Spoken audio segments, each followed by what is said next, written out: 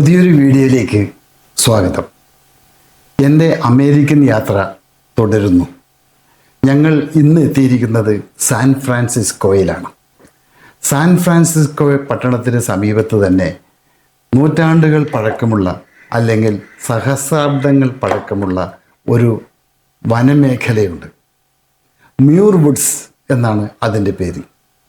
1000, 2000, 3000 വർഷങ്ങൾക്ക് ഏറെ പ്രായമുള്ള വൻമരങ്ങളുടെ ഒരു ശേഖരമാണ് മ്യൂർ വുഡ്സിനകത്തുള്ളത്. ഓരോ വർഷവും ലക്ഷക്കണക്കിന് ജനങ്ങളാണ് ഇത് കാണാനായി എത്തുന്നത്. അങ്ങനെ ഞാനും എൻ്റെ കുടുംബവും, അതായത് 2 മക്കളും അവരുടെ കുടുംബവും കുട്ടികളും അടക്കമുള്ള ഈ യാത്രയിൽ ഈ വൃക്ഷങ്ങൾ ഞാൻ നിങ്ങളെ കൂടി കാണിച്ചു തരാം. മാന്യ സുഹൃത്തുക്കൾക്ക് ഒരിക്കൽ കൂടി സ്വാഗതം. മ്യൂർ വുഡ് ടിക്കറ്റിൽ ഉൾപ്പെട്ടതാണ് ബസ് യാത്രയും. അതുകൊണ്ട് അവർ ആവശ്യമായ നിർദ്ദേശവും നൽകി.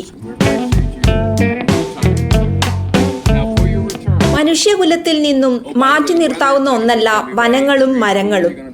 മനുഷ്യ ജീവിതവുമായി അത്രമാത്രം കെട്ടുപിണഞ്ഞു നിൽക്കുന്നതാണ് വനവും മരവുമെല്ലാം. ഇങ്ങ് അമേരിക്കയിലാണെങ്കിലും വീടുകളും കെട്ടിടങ്ങളും പണിയുന്നത് കല്ലും സിമന്റും കൊണ്ടല്ല. എല്ലാ നിർമ്മാണ പ്രവൃത്തിയും മരങ്ങൾ കൊണ്ടാണ്. സാൻ ഫ്രാൻസിസ്കോ നഗരത്തിലെ അതിപ്രശസ്തമായ സംരക്ഷിത വനമേഖലയായ മ്യൂർവുഡ് വനപ്രദേശത്തേക്കാണ് ഇന്ന് യാത്ര. ഞങ്ങൾ ബസ്സിൽ കയറി.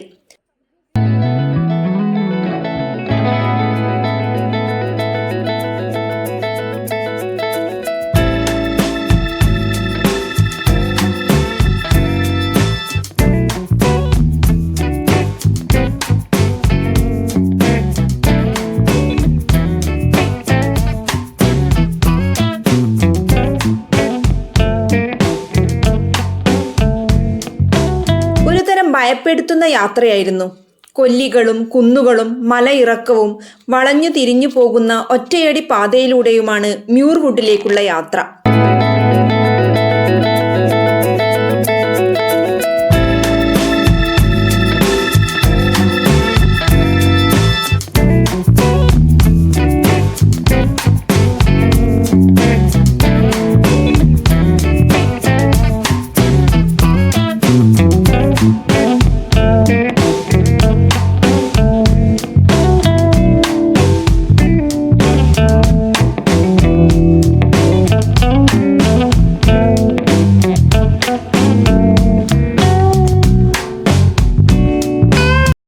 നമ്മൾ സാൻ ഫ്രാൻസിസ്കോയിലെ മ്യൂർവുഡ് എന്ന് പറഞ്ഞ സ്ഥലത്തുള്ളത്.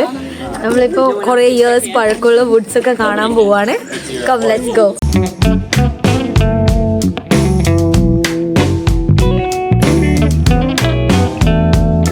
രാവിലെ പുറപ്പെട്ടതിനാൽ കയ്യിൽ കരുതിയ പ്രഭാത ഭക്ഷണം മ്യൂർവുഡ് പരിസരത്തു നിന്നുമാക്കി.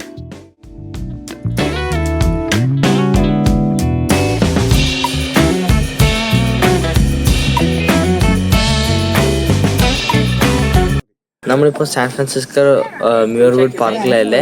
നമ്മൾ ഈ നടന്നിട്ട് ഇനി നമ്മൾ മ്യൂർവുഡ് കാണാൻ പോവാണ്. അപ്പോൾ അവിടെ എത്തിയിട്ട് വിശേഷങ്ങൾ പറയാം. ഭക്ഷണവും കഴിഞ്ഞ് ഞങ്ങൾ വനത്തിലേക്ക് കയറി.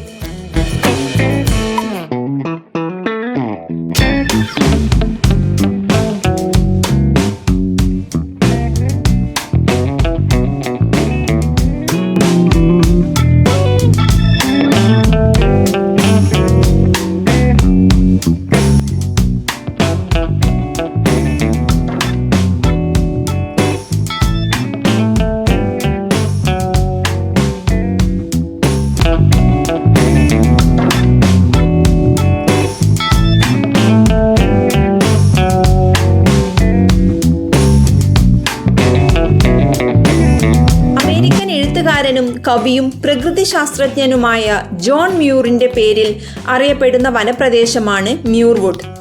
554 ഏക്കർ സ്ഥലത്ത് വ്യാപിച്ചു കിടക്കുന്ന ഈ സംരക്ഷിത വനമേഖലയിൽ ആയിരക്കണക്കിന് വർഷത്തെ പഴക്കമുള്ള നിരവധി വനങ്ങളാണുള്ളത്.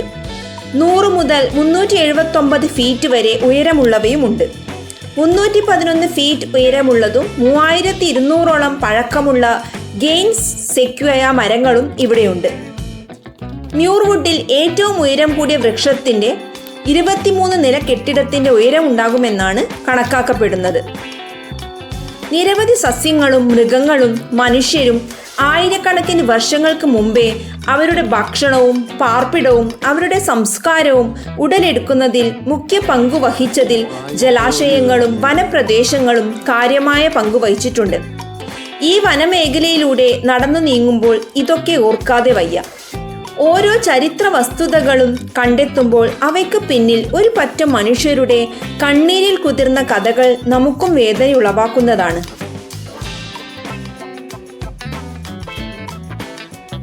കോസ്റ്റ് മിഗോക് വംശജരാണ് റെഡ്വുഡ് ദേശത്തിന്റെ ആദിമ നിവാസികൾ.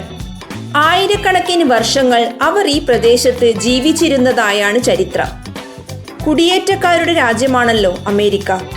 1700കളിൽ യൂറോപ്യന്മാർ എത്തിയതോടെ തദ്ദേശികരായ ഇവരെ അവരുടെ പ്രദേശത്തു നിന്നും പുറത്താക്കപ്പെടുകയും സ്പാനിഷുകാരുടെ താവളമാക്കി മാറ്റുകയും ചെയ്തു.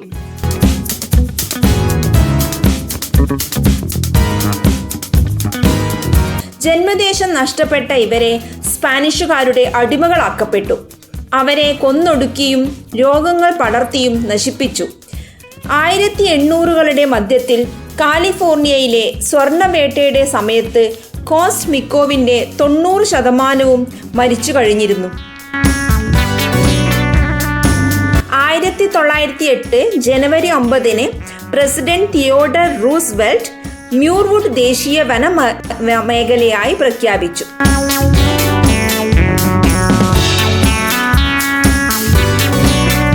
ഓരോ വർഷവും 10 ലക്ഷത്തിലധികം ആളുകൾ ഈ അപൂർവ വനമേഖല സന്ദർശിച്ചു വരുന്നു.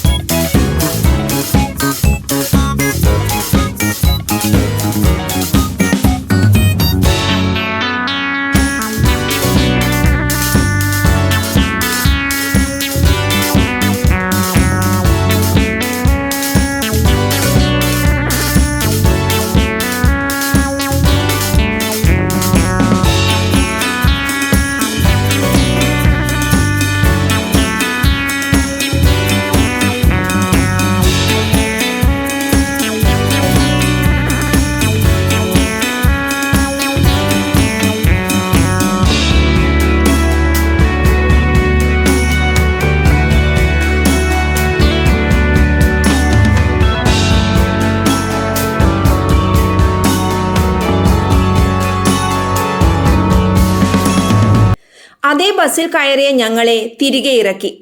ഞങ്ങളുടെ കാറിൽ യാത്ര തിരിച്ചു.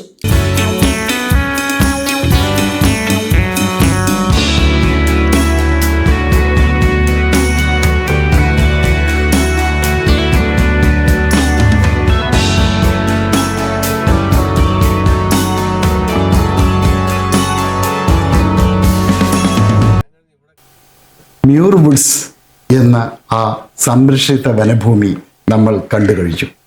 അമേരിക്കയിൽ ഇത്തരം വനമേഖലകൾ അവർ വളരെ ഭംഗിയായി സംരക്ഷിക്കുകയും അത് യാത്രക്കാർക്കും വിനോദസഞ്ചാരികൾക്കും വേണ്ടി ഉപയോഗപ്പെടുത്തി വരുന്നു എന്നുള്ളതാണ് ഏറ്റവും അത്ഭുതകരമായ കാഴ്ച. ഇത്തരം സംരംഭങ്ങൾ കാണാൻ കഴിഞ്ഞത് നമ്മളെപ്പോലുള്ളവർക്കും ഒരു ഭാഗ്യമായി കാണുന്നു. ഏതായാലും മറ്റൊരു വീഡിയോയുമായി വീണ്ടും കാണാം. നന്ദി, നമസ്കാരം.